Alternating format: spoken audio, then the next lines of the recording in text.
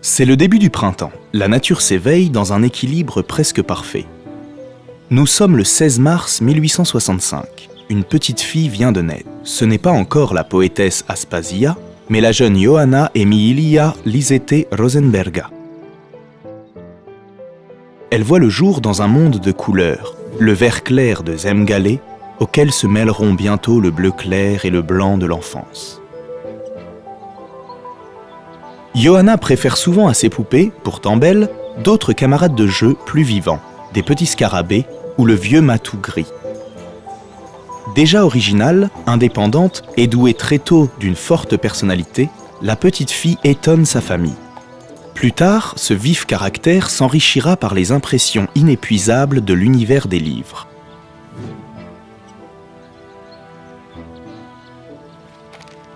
Mais nous n'en sommes pas là. La vie se déroule encore dans la chaleur et l'insouciance de la maison des maîtres de Daukšas dans la commune de Zalienieki.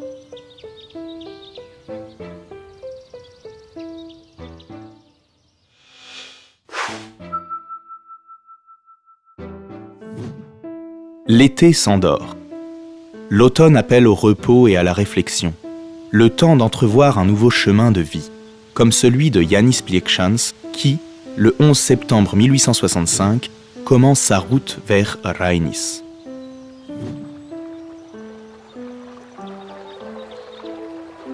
Une route marquée par des paysages importants pour le futur poète. La Daugava, la frontière entre Tadernava, Randene, Bertienere et un peu plus tard aussi Jasmuija. Jánis grandit aussi sous l'influence de son père, de nature brusque, inventif et indépendant. Plus tard, le petit Jáninch, comme le surnomment gentiment les siens, va devenir un poète d'une grande sensibilité. Plus tard aussi, le 11 septembre, la Lettonie fêtera la poésie et, pendant les journées de la poésie, toutes les générations de poètes se réuniront autour de Rainis, au cœur même de Riga.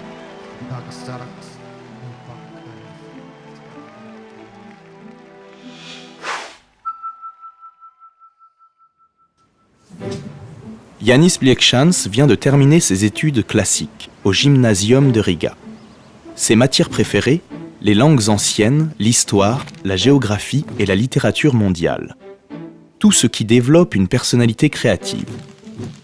Ses centres d'intérêt, l'univers ancien et contemporain letton, les traditions et le folklore.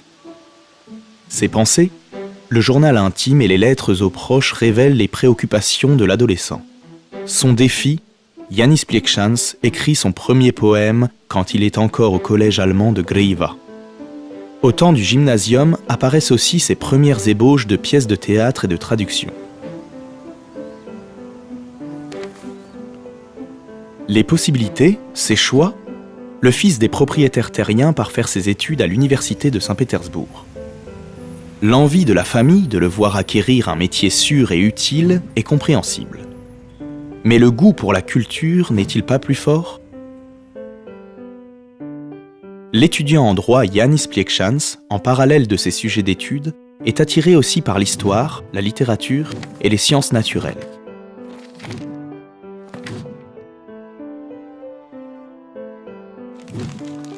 La fin de son cursus à l'université de Saint-Pétersbourg est marquée par une dissertation en droit romain ainsi que par la publication de son premier livre en 1889.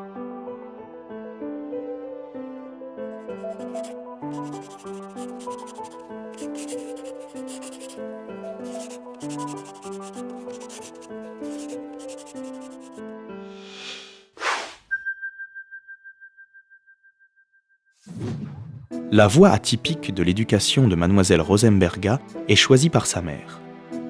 Sans doute que maman Margrieta espère réaliser ses rêves d'autrefois.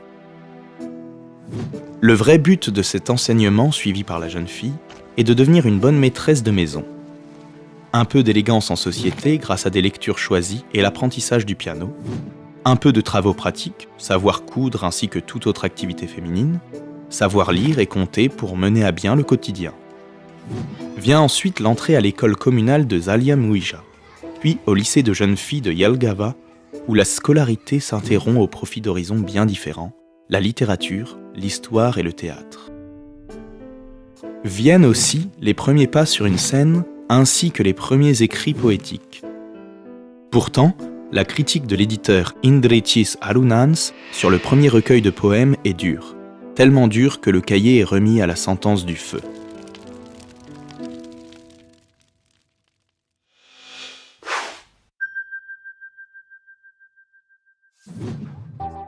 Le choix du pseudonyme fut sans doute une audace de jeunesse. Cependant, à partir de 1887, le nom d'Aspasia est remarqué. Grâce à ses premières tentatives d'évoquer la condition féminine dans une pièce de théâtre.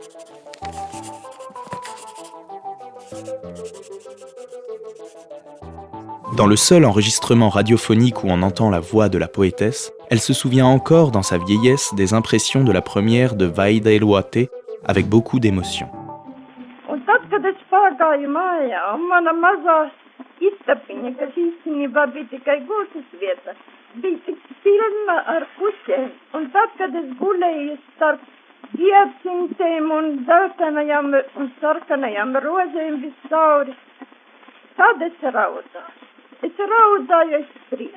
C'est un nouveau tournant dans la dramaturgie romantique lettonne.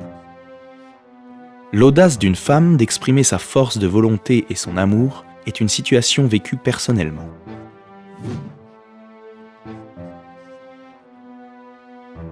En même temps, c'est un nouveau tournant aussi dans sa vie. Aspasia a fait la rencontre du rédacteur du journal Dienas Lappa, Jānis Pliekšāns. Il y aura encore une hésitation sur des études de médecine à Zurich, un recueil de poèmes remarquables, Les Fleurs Rouges, l'envie de soutenir le talent de Rainis.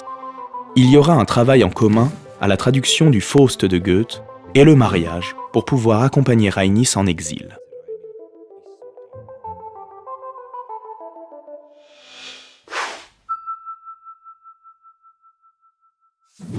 Le lieu de la rencontre fatidique, c'est la rédaction du journal Dienas Lappa.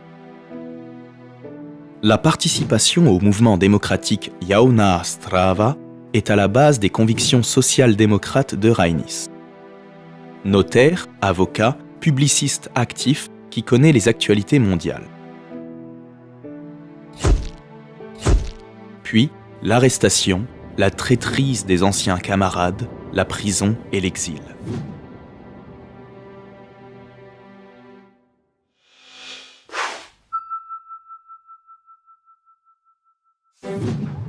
Après 5 ans passés en exil, Rainis, en 1903, est autorisé à revenir à la maison. C'est un poète qui revient de l'exil dans son pays natal.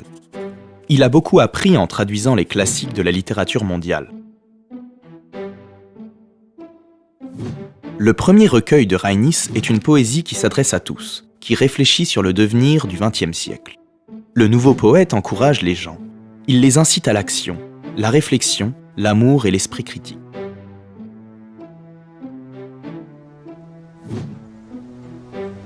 Le retour du poète et penseur Rainis a lieu à une époque socialement mouvementée. Elle a besoin d'un nouveau héros.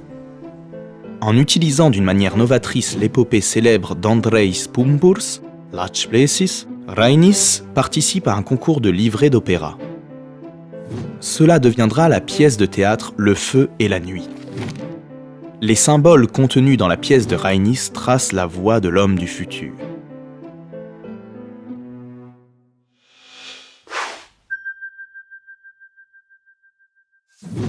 Le début du XXe siècle est marqué par un dynamisme de la pensée. L'esprit révolutionnaire de 1905 ajoute une couleur supplémentaire à la pièce d'Aspasia, Le Voile d'argent, écrite en 1903 et dont la première a lieu en janvier 1905. Jusqu'au mois de décembre, au Nouveau Théâtre Letton, la pièce comptera 25 représentations, se transformant parfois en meeting.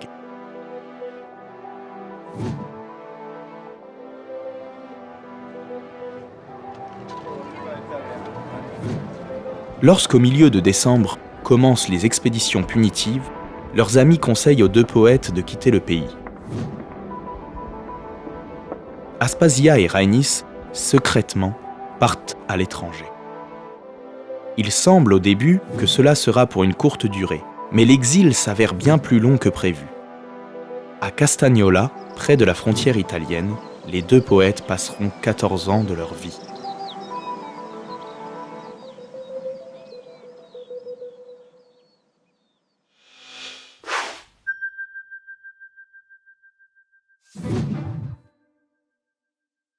Le quotidien des étrangers. Le seigneur Arturo Naglin et sa compagne Amalia Gerkir mènent une vie modeste, essayant de s'accommoder au rythme de la petite ville de montagne.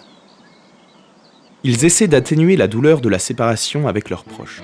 Ils se réjouissent des visites des amis.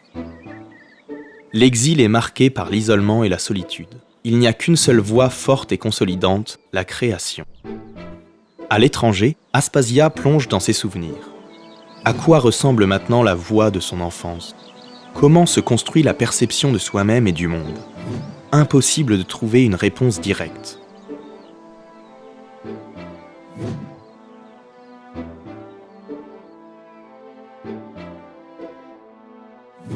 Le regard toujours vif de l'enfant se transforme en biographie créative de la poétesse, une trilogie de recueils de poèmes. Des premières impressions du coin ensoleillé jusqu'à la brassée de fleurs, la dernière partie paraîtra plus tard, après le retour en Lettonie. C'est là aussi qu'apparaîtra la tumultueuse Nuit des sorcières. La maturité émotionnelle aide au dépassement de la solitude.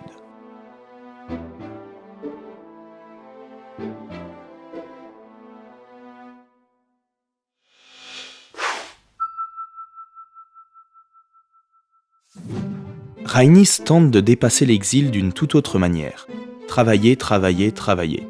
C'est la seule voie de la création pour saisir sa place dans le monde. L'exil pour Rhaenys devient un travail actif. Sa poésie est une philosophie du développement dans laquelle s'inscrit emblématiquement l'hymne au soleil dans le poème Ave Sol.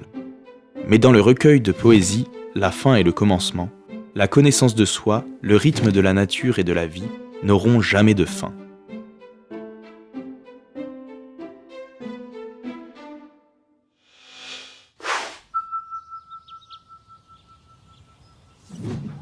Quelque temps avant le retour, l'exil et l'isolement incitent Rhaenys à réévaluer sa vie. L'un des sommets de sa dramaturgie, Joseph et ses frères, lui demandent beaucoup de temps. Des premières idées jusqu'à l'achèvement de l'œuvre, 14 années seront nécessaires. Le chemin de l'auto-évaluation de Joseph, comme celui de Rhaenys, est émotionnellement douloureux. Les héros des pièces de théâtre écrites par Rhaenys en exil ont chacun un devenir différent, mais la perspective spirituelle est la même pour tous. Aussi bien Anne Tinch dans la pièce Le Cheval d'Or, que Thwaites dans la pièce Je joue, je danse, que Indoulis dans la tragédie Indoulis et Aaria, et Uldis dans la pièce Souffle vent. Dans les combats pour l'indépendance de la Lettonie, surgira le thème de l'unification du pays, qui est essentiel dans le poème dramatique de Rhaenys, La Daugava.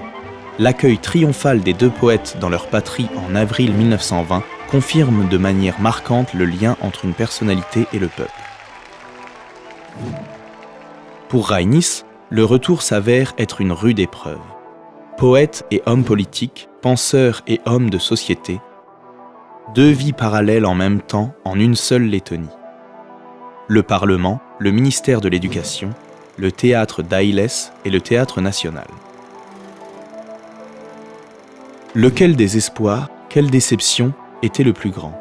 Le fait de ne pas devenir le président de la Lettonie, celui de ne pas être nominé pour le prix Nobel de littérature ?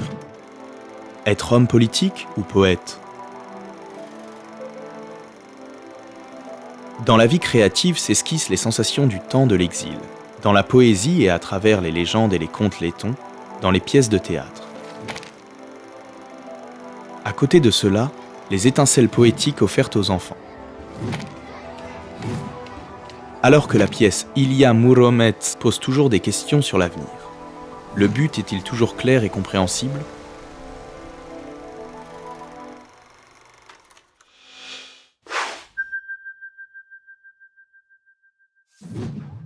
Après son retour en Lettonie, Aspasia s'adonne au mystère de la création. Enfin, elle a la possibilité d'écrire. Les émotions multiples de la poésie apparaissent. La pensée dramaturgique est activement stimulée. Le retour à Aspasia, personnage fort de la Grèce antique, est significatif. L'héroïne de la pièce trouve sa force dans l'amour, ce qui paraît à la fois douloureux et essentiel dans cette période pleine de contradictions personnelles. Il n'est pas facile pour deux personnalités aussi fortes de cohabiter. Et pourtant, la vie n'a plus le pouvoir de les séparer.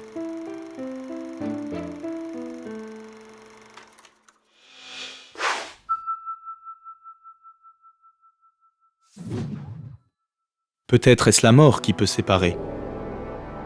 En 1929, Rhaenys réalise un de ses rêves. Il va en Palestine et en Égypte.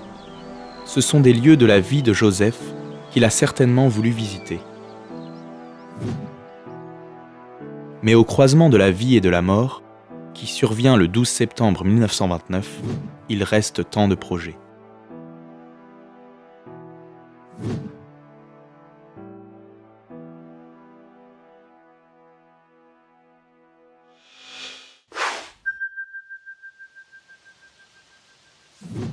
Même si Rhaenys n'est plus là, il est encore présent. C'est l'automne d'Aspasia, dans la poésie avec les ambiances du voyage de l'âme ou dans son résumé Sous l'étoile du soir. Aspasia défend ses droits sur l'héritage artistique de Rhaenys. Elle jette un regard sur le passé dans le roman Le Rossignol de l'amour. C'est important pour elle d'avoir assez de temps pour écrire son autobiographie. Le souvenir d'Elzé en or subsistera encore longtemps après le 5 novembre 1943, où s'arrêteront les chemins de sa vie. Énigmatique, créative et féminine, voilà comment elle désire que sa vie soit vue et lue par les générations futures. Un homme reste vivant tant qu'on se souvient de lui. 2499 lettres, la correspondance entre Rhaenys et Aspasia pendant 35 ans, sont une valeur pour la mémoire de la culture mondiale. Un poète vit dans la culture de son peuple tant que ses œuvres apportent à chaque future génération les possibilités de découvertes inattendues et profondément personnelles. Des possibilités, il y en aura toujours.